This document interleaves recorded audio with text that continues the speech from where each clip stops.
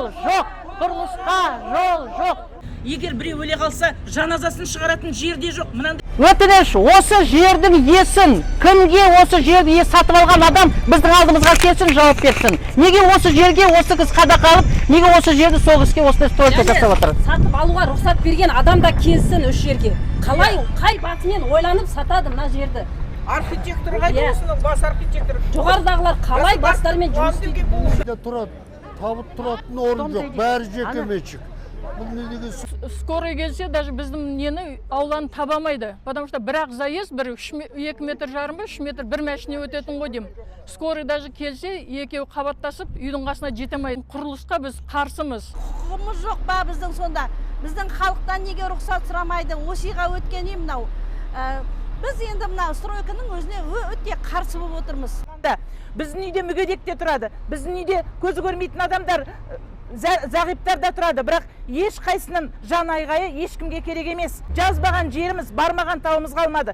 Бәрінен қайтып келген хатымызда қайтатын бір ғана жауап: сатылып кеткен жекеменшікке біздің дәрменіміз жетпейді. Сонда жекеменшік ол да адам емес пе? Ол да біздің жан айғайымызды түсіну керек қой.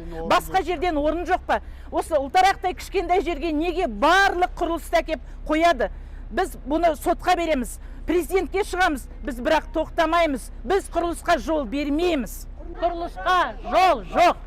Егер біреу өле қалса, жаназасын шығаратын жерде жоқ. Мынандай кішкентай жерде машинамызды көрінген үйдің ауласына барып қоямыз. Такси келсе, көрінген жерге барып тоқтатып тұрамыз мысалы. Соның бәрі біздің мәселеміз. Осы мәселені бізге шешу үшін мына құрылысты тоқтату керек.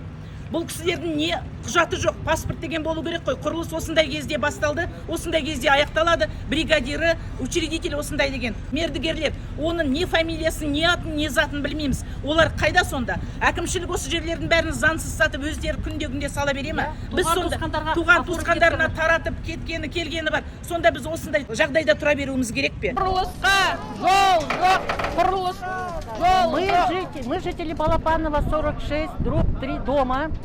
Настоятельно просим все власть, все органы обратить внимание на нашу проблему. Проблема заключается в том, что дом заблокирован со всех сторон. Нету ни выезда, проезда, нету пешеходного прохода, ни по Балапановой улице, ни по улице проспекту Астана.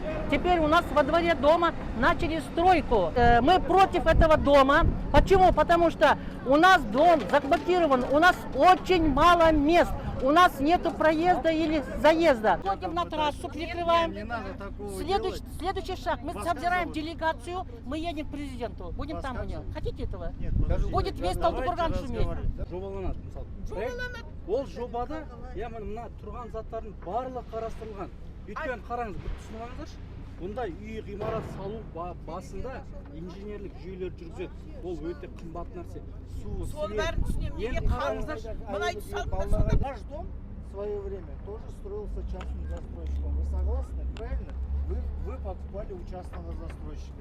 Вот это, напротив дом, это тоже частный застройщик. Нет, это все мы понимаем. Мы все это понимаем. Нам не надо застройщика. Ой, Кирюжок.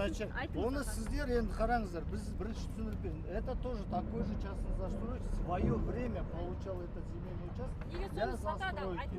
Оны әлі ешкім сатқан жоқ. Жер қалай? Оны былай Көктемде көрсетті ғой документін, біз заңды сатып түрде аламыз алмайды. деп. Жер қалай беріледі, 15 рәсімі? миллионов. Он теперь не смог продать за 15 миллионов. Взяли другие и строят. Мы Нет, эту все тот мы эту застройщик кухню строит, знаем. подожди. Мы вашу кухню Я вам знаем. проясняю, верить вам или мне не верить, это ваше право. Подождите.